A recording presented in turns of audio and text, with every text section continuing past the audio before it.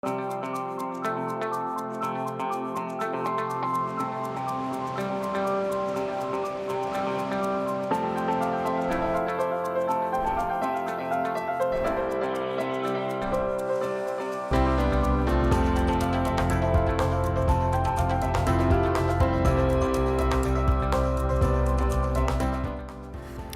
afternoon and thanks for joining us. I'm Judy Simpson. Our topic today is often difficult to talk about, but it's too important to ignore. Suicide is a major public health problem nationally, and in Vermont, the suicide rate is 35% higher than the national average. Today we hope to break through some of the myths about suicide and understand some of the risk factors and warning signs. Joining me are two guests. Melissa Southwick and Lisa Pate are both part of the Sash program, which stands for Support and Services at Home. I want to thank you both for coming in today. And Melissa, maybe you could start us out by talking a little bit about what Sash is and what you do. Sure. So Sash is the integrated health model. We embed Sash coordinators and wellness nurses into housing sites throughout the state. We work with partner agencies like the Agency on Aging, the home health agencies, and the mental health agencies to provide care and services to help people stay healthy and safe in their homes. And so Lisa, who can participate in Sash and where are the programs available? Sure, so anyone who receives Medicare can participate in Sash, and it's available in every county in the state of Vermont, and we work out of hubs, so different housing sites, but we also go into people's homes as well, and we have a different program that's in Rhode Island now too. Oh, excellent. All right. Well, Melissa, tell me a little bit about your respective roles at Sash, if you can start off with Melissa. Sure. So I'm the operations and quality assurance manager. I basically oversee the Sash program statewide, make sure it's running well and it's the same everywhere. Okay. And how about for you, Lisa? Sure. So I work in 3 different areas mainly with our participants. The first is transitions, support, and coordination. So when they're moving from one type of care, from a hospital to home, or any type of scenario like that, we really work to help coordinate that kind of scenario. We also work with self-management. So I teach different kinds of classes and programming to really help them take the reins of their own health. So that they can better live independently. And then the third part is coordinated care. So we work with a lot of their different healthcare providers and person-centered support to help coordinate their care. And so why are each of you using your Sash platform to address suicide prevention? Yeah, suicide is the 8th leading cause of death in Vermont, which means that on average 1 person dies every 4 days. We know that it affects seniors at a significant rate, and we have a platform in place to work with older Vermonters and improve healthcare, so it seemed like a natural fit. And when did you start focusing on this? In 2015, we were approached by the Vermont Department of Mental Health and the Blueprint for Health program, and they asked us to participate in a pilot project of the Zero Suicide evidence-based program. So through that work, we participated in leadership trainings, and we had a strategic plan in place to educate our staff and our participants about suicide prevention and ways that they could help intervene that are safe and simple when someone that we know or work with is in crisis. And so what is Sash doing to address suicide prevention? Sure. So we have a lot of different kinds of programming that's created to sort of create social situations, so different kinds of luncheons to really invite people to join us. We also build that trust with our participants as well. So they see me on a regular basis every day, and so when I build that relationship with them, I often can start to see changes in different kinds of mental health because we do work with a lot of different kinds of mental health issues. And so I can see that change, and we also have we have an assessment that we use to really help address that and get that information, sort of from them in different ways that's not as formal. And that relationship sort of and that trust helps to really make that a comfortable sort of scenario for them to share that with us if that's what they're going through. And I just would like to add that Sure. we've done quite a bit of work from the administrative and training point of view. We've created what we call our suicide prevention awareness packets. And so every site that we have has one of these on hand. Howard has graciously donated, the Howard Center has graciously donated gun locks for each of these packets. So if there's a situation right in the moment, the staff doesn't need to flounder and wonder what they had learned. They can actually go to this packet and get the resources right there. We've also trained all of our staff in the Columbia Suicide Severity Rating Scale, which is a tool that they can use to rate the risk level of what's happening. We've trained our 20 or more of our staff in the You Matter program, which is a peer-based gatekeeper training. So we provide that to our participants so they know how to help each other. And the last thing that we did was Howard provided all of our staff with a gatekeeper training. So we've kind of level set the knowledge base of our statewide staff. What are some of the things that people are taught? Yeah, so they're taught how to recognize warning signs, recognize risk factors, and what some of the resources are that are available to them.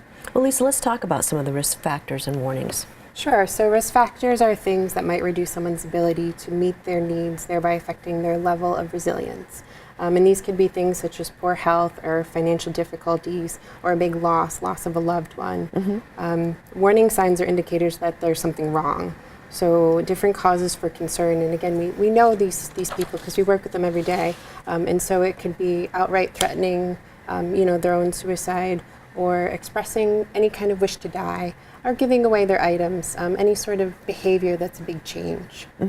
Also, talking about wanting to die, talking about feeling empty and hopeless. What should family members, do you think, be looking for? Big changes. Yeah. So really that giving away their items, suddenly wanting to clean everything out when there's never really been a need for it before. That's and like I said, those emotional changes. So if someone's genuinely happy and you start to see that change over time after the loss of a loved one, family members can really support by asking those questions, those big questions. What are some of the myths about suicide? Because, I think that there's a lot of misinformation about this out there, and it kind of hampers people from talking about it. That's absolutely true. One of the most common myths is that if you ask the question, are you thinking about suicide, it somehow endorses the idea. And what they found is that actually is the opposite. So by asking someone, are you feeling suicidal, are you thinking of taking your own life, you actually have been shown to reduce anxiety. It lets people know that you are willing to talk about the topic and that you're there, you are listening, and you care. Some of the other myths are that once someone has the intention of suicide, there's no changing their mind. And actually we found that that's not true either, because of the people that have a suicide attempt and survive, 90% of them do not go on to die by suicide. So you can help someone through an instance and they may not ever try again. And then the last is that you need to be a clinician to talk to someone about suicide. I often hear that, I'm not a counselor, I can't do this, but truly, while a clinician is a very important part of someone's care team, anybody can ask the question. So if there's someone that you're concerned about and you want to show that, there's 3 things you can do. You can show that you care, you can ask the question, and you can get help. And so I think that's the scary part is for someone who might be a family member or a friend, you want to ask the question, but you might not want to hear the answer. That's absolutely true. Hard. Absolutely. You can't help if you don't hear the answer, though. So it might be scary and it might be hard, but the only way that you're going to help is if you can get to that answer and then figure out together. You don't have to solve this for them. You just have to know it's an issue and then help them find the resources that can help. Okay, here's some other myths too. Suicide rates are higher for people of low income. Yeah, it's actually not true at all. It's the same across the board. It kind of knows no boundaries, no race, no income, no. The one thing I will say is that gender, there does seem to be a higher level of men that die by suicide, especially in that age range of like 70 to 74. Okay, most suicidal people are undecided about living or dying, and they gamble with death, leaving it to others to save them. Yeah. That's really sad. Okay, here's another one. Once a person is suicidal, he or she is suicidal forever. Yeah, that's what we were talking about Right. with not being able to change their mind. They've said that suicidality is actually very impulsive and it's in a moment. And so many times if you can help someone get beyond that moment, they will be okay. They can get the help they need. It's getting them past that moment. And another is most suicides are caused by a single dramatic and traumatic event. That's not true, is it? Not that I'm aware of. Yeah. I haven't actually heard that one before. You know, once again, these are really hard topics to talk to people about. And I think probably the most important thing is if you are a family member and you do broach the subject and your loved one says, yeah, definitely, then you really need to say, okay, well, let's figure out a game plan and get some help. Absolutely. Yeah. And so you've put together a list of important resources. Lisa, how can people find out about them? Sure. So we have the National Suicide Hotline, which is 1-800-273-TALK. They can call that number any time of day, 24 hours a day, and there's someone there to talk on the other end through that moment like Melissa was talking about. And then we have local resources as well. Yeah. So in Vermont, you can actually text, and if you're more comfortable with texting than having a conversation, which some people are, Right. Especially about topics like this that are more difficult, you can text 741-741, and you just text VT. Within 5 minutes, a trained professional will text back, and you can have a conversation over the text. You can also call our local intake resource and referral line 211. They have a suicide hotline as well. And you can go to www.mentalhealth.vermont.gov. Okay, let's talk about your organization too for another couple of minutes, because you're really kind of on the front lines, you know, dealing with folks and helping people out with this topic. How can people get in touch with you? Thank you for asking. It occurred to me that we didn't put that on there, but they can go to sashvt.org, and in there you can find any of the numbers across the state that will. Because you are statewide. We are statewide. We're in every county of the state. Yeah. And so, once again, a message to folks out there who may be suffering with this issue, worried about this issue, what's the best thing to do? Reach out for help. There's resources available. Just call and talk to somebody, text someone, let them help you. Okay, if we could put those numbers back up on the screen just for another minute maybe, and you could repeat what they are for folks so that they can take this down. The National Suicide Prevention Lifeline is right there. It's 1-800-273-TALK, and that's 24 hours a day, 7 days a week. So that's a good resource to have. And then in Vermont, once again, here are the contact information. Maybe you could go over that again. You can text VT to 741-741 and have a text conversation with a trained professional.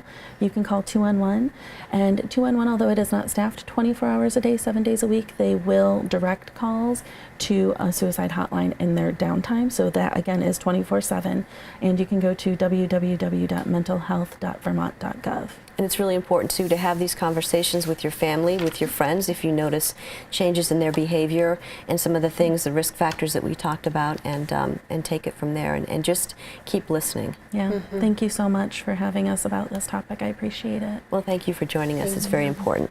That's our program for today. I'm Judy Simpson. I'll see you again next time on Across the Fence.